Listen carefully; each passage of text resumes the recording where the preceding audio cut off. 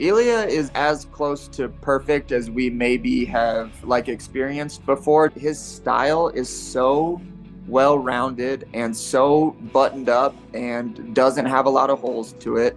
And then when you pair that with a lot of his physical attributes, like he has a good build for MMA. He's like not the shortest guy, but not the tallest, lankiest guy. He looks obviously strong. He has very good reactions. The style of striking that he does isn't quirky. What he does is super good and it's super efficient. And I think that it's really, really impressive.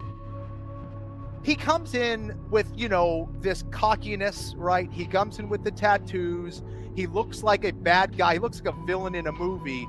And I think people underestimate his intelligence and how he is really playing chess from before the fight starts to after the fight, right? This kid, the things that he says, he knows exactly what buttons to push. He knows exactly what to say. This is as prepared of a fighter that I have seen in a very, very long time. Biggest thing too is that you could be handsome, you could talk good, you could do all these things, but the number one thing you have to be able to do is be able to fight. And that's one thing that man can do. Look, Ilia Topuria has shown that he can fight anyone, anywhere.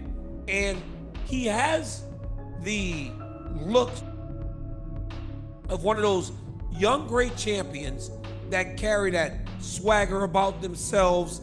They carry that confidence about themselves.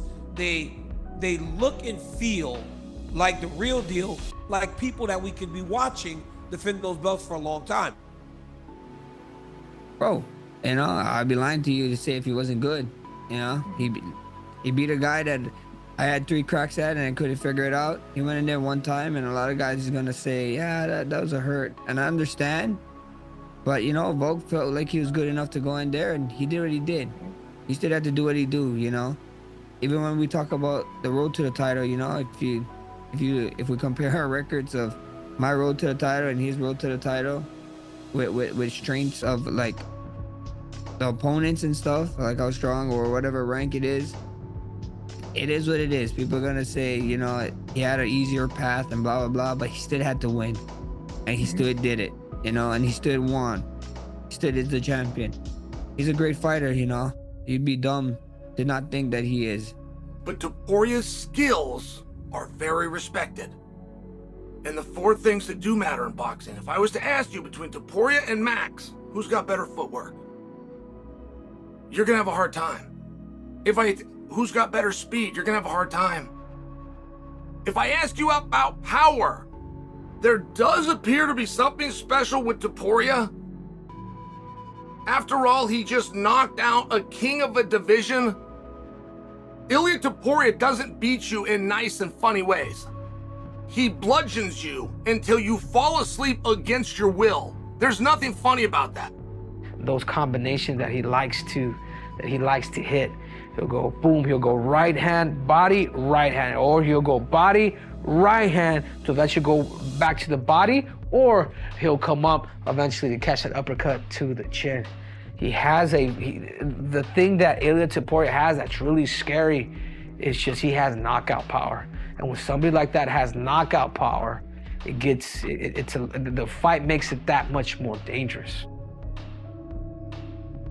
Ilia is very, very good. He's very good everywhere, and he's very dangerous when he gets on the inside. His boxing and his combinations inside and in the pocket are second to none.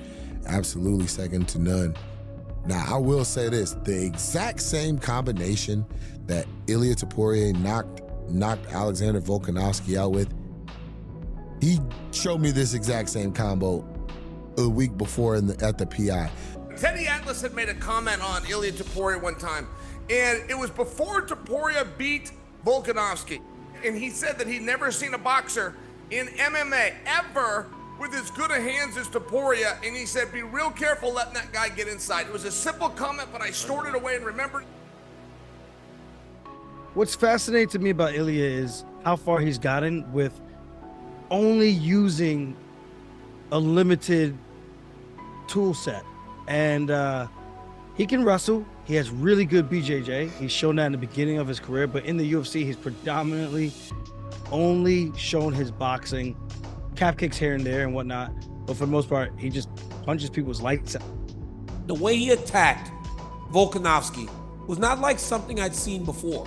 Now, many will try to say Volk should have took more time after getting knocked out by Islam. Volk should have waited. He was primed to get knocked out. But dude, the first round, you could see that in Topuria, Volkanovski had recognized such a threat that he was almost afraid to engage. He was fighting so far on the outside because he knew that the moment he was in range, it was like not fighting in power. And the moment Topuria got close enough, he starched him, bro. Well, yeah, obviously going to be disappointed at yourself because I can look at that and not taking anything away because Ilia is a great fighter. And let's see because the next Volkanovski is going to turn up, the real Volkanovski. I guarantee you that. And let's see if Ilia can handle it. So again, I'm not taking anything away from him. I'm not saying he can't.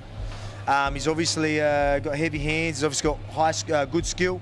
But I want him to be tested against the best version of myself or all the top guys and really prove himself. Where, again, great fighter.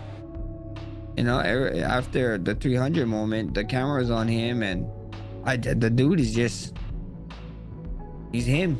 He's himself. You know what I mean? He's an odd fella, I would say. People. I just noticed yesterday some people are tagging me on Instagram, on Twitter, that he commented on one of my Instagram posts saying, "Let's go, Max." I think he's a fan of me. I saw that. I think he's a fan of me, and I think he can't deny it. I think so deep down inside he's really cheering for me, which is kind of weird. But he's an odd fella, man. He's an odd fella for sure. If you want to come here and take this belt, just make sure that you are good everywhere, that your striking is on point, your wrestling is on point, your ground game is on point, your mental strength is on point. You have to be on point. You have to be the man. So I represented the evolution of the mixed martial arts because I'm on point. I mean, this guy is the real deal. I had the pleasure of moving around with him while he was here down in South Florida. This kid's got real skills, and I mean real skills. He can box, he can grapple, he can kickbox, he can wrestle. I mean, he's not lying when he says he's an evolution of the game. I remember at one point, I truly felt that I was the evolution of the game, and I showed that. I was able to get in there, I was able to get that title, and I was able to defend it numerous times. And this kid, all signs point to go for him. And I'm not sold on the idea that Ilia Topuria truly believe that all these guys are old, they're all done, and he's the new thing. I watched him start to convince himself and talk himself into it. But one thing that will change a guy's confidence, that will get him over the hump, and that will put him in the position that he's telling the world he's already in, is if you give him a world championship. So if you think you've seen impressive things from Ilia Topuria, I promise you, you haven't seen nothing yet. Who's got the best fight IQ? The best fight IQ, that's me. Who's the best dressed? Me, for sure. Who has the best hands? Me. I'm the best boxer in the UFC. There's no doubts about that. He got power, he got speed, but he never fought me yet. So that's the beautiful thing, and he thinks he knows something. He thinks I see him say that he thinks he's gonna be the first one to put me out and blah blah. I mean, if that's what you need to get yourself to the fight, please keep telling yourself that all the way to October 26th. We see, man. I can't say too much. I'm excited that he says that kind of stuff because October 26th couldn't come soon enough. The time is flying by, and I can't wait to test him.